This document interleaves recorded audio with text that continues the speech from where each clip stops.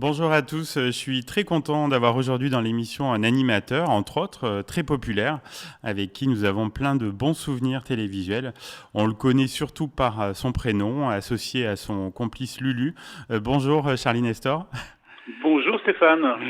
Alors, ta carrière télévisuelle commence à la fin des années 80. Comment tu t'es infiltré dans ce milieu, en fait, de la télévision? En fait, moi je voulais vraiment être dans ce métier. Pas être connu, parce que Hmm. ça me paraissait impossible, mais je voulais vraiment, quand j'étais petit, vers 7 ans, je regardais la télévision et je me demandais en fait comment on préparait une émission de télévision. Est-ce que les gens arrivaient à 8h30, parce qu'à l'époque les Oui, programmes commençaient à oui. 20h30, est-ce qu'ils arrivaient à 20h30 en disant, bon alors qu'est-ce qu'on fait, ou alors est-ce qu'il y avait une vraie préparation, des répétitions, et ça m'obsédait. Donc dès l'âge de 7 ans. Et après, quand j'ai commencé à être ado, je suis allé dans le public des émissions pour voir vraiment comment ça se passait. Il y a eu une collaboration importante, c'est avec Christophe de Chavannes. Ça t'a aidé pour le lancement de carrière? Ah bah oui, ça c'est un peu plus tard. Hmm. J'ai commencé sur des émissions. Ma première émission de télévision sur laquelle j'ai travaillé, où j'étais assistant de l'assistant de l'assistant, Ah oui. c'était La Haie d'honneur, émission présentée par Jean Duclair. Ah oui, on se souvient, oui. Euh, oui, et donc et ensuite je suis allé travailler chez Glem Productions, Sacrée Soirée, et voilà, où j'étais coursier. Et après, je suis devenu assistant. Et voilà, il se trouve que j'ai croisé Christophe de Chavannes dans les couloirs. Et comme c'est moi qui installais le champagne, parce que le champagne c'est très important sur les émissions Ah de oui, télé, oui. dans les loges, etc. Je préparais les loges. Il m'a dit, puisque vous faites ça sur Sacré Soirée, vous allez évidemment le faire sur C'est mon mardi. Et ça a commencé comme ça. Donc, je me suis occupé des loges de C'est mon mardi. Et puis ensuite, il m'a proposé de faire de l'antenne avec Lulu qui venait d'arriver. Ah oui. Et voilà. Mais on était toujours assistants. Nous étions des assistants qui faisaient de l'antenne. Mhm. Et voilà. Et puis ça a commencé comme ça. Donc ça a commencé sur Coucou c'est nous. Et sur Coucou c'est nous, c'est vrai que les choses sont allées très vite parce que c'était une quotidienne en direct. C'est sûr. Donc voilà, à Émission préparer très les émissions. regardée. Voilà. Et ça a commencé comme ça.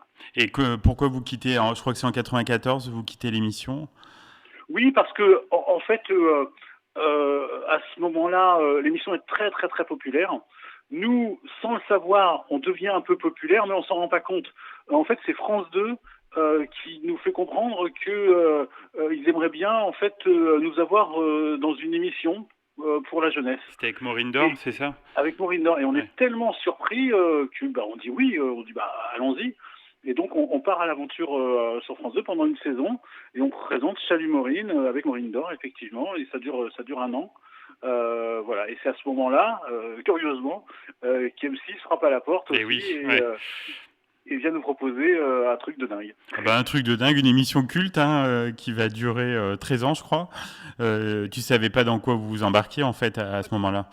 Mais ce qui est bien, c'est que personne ne savait. Hmm. C'est-à-dire que à l'époque, il y a un garçon qui s'appelle Thierry Bizot, qui aujourd'hui dirige la société Éléphant et compagnie, qui fait 7 à 8 entre Ah autres. oui, Mais, oui. mais à l'époque, il vient de chez L'Oréal. Par le plus grand des hasards, il a été engagé par le grand patron d'M6 pour s'occuper des variétés divertissement. Il n'en a jamais fait.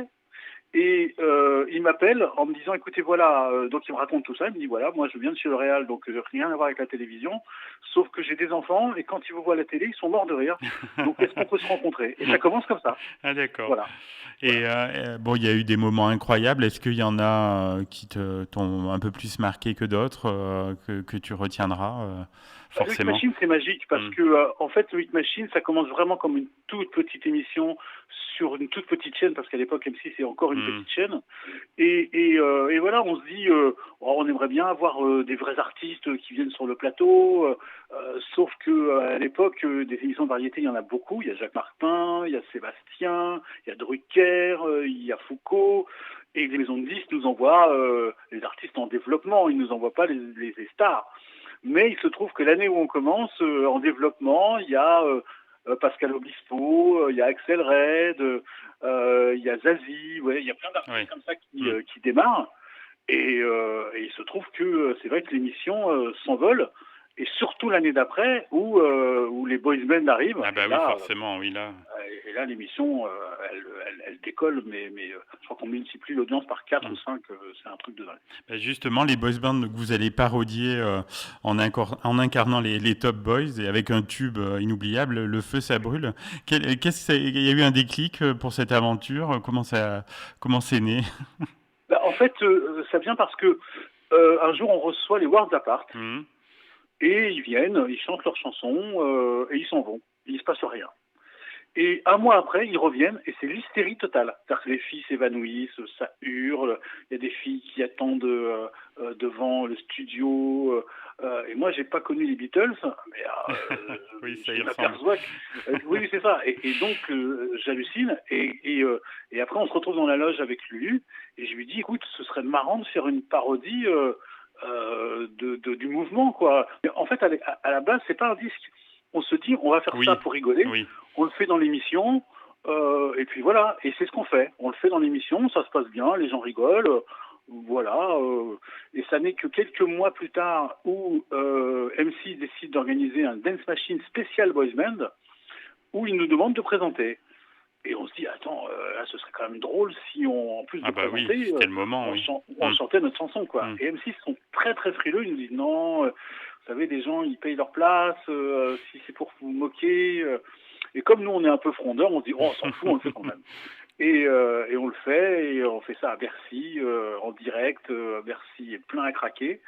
Et là, tous les gens reprennent la chanson, reprennent le refrain. Et lorsque on sort de scène, il y a le patron de Sony France qui me dit, bah maintenant on va faire un disque. Ah, d'accord. Et, voilà. et ça démarre comme ça.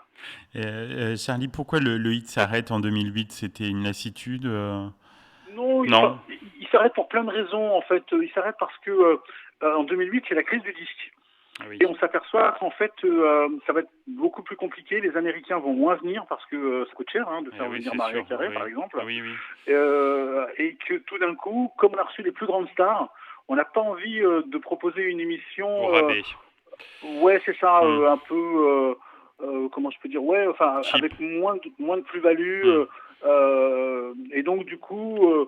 voilà, on se dit, allez, on arrête, on est tout en haut, on préfère arrêter maintenant plutôt que l'émission, ressemble plus à grand-chose, voilà. Donc c'est comme ça que ça vient. Et puis moi, j'habitais déjà aux États-Unis, donc c'est vrai qu'il fallait à un moment donné que je fasse un choix.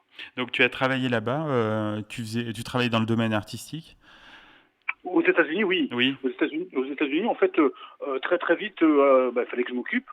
Donc le premier truc, c'est que je me suis rendu compte qu'il y avait beaucoup de maisons de disques qui avaient besoin de clips tournés au soleil. Donc du coup, j'ai dû faire, je sais pas moi, 200 clips. Génial. Bob Sinclair, Laurie, enfin j'en ai fait beaucoup. Après, j'ai fait des reportages pour beaucoup de chaînes.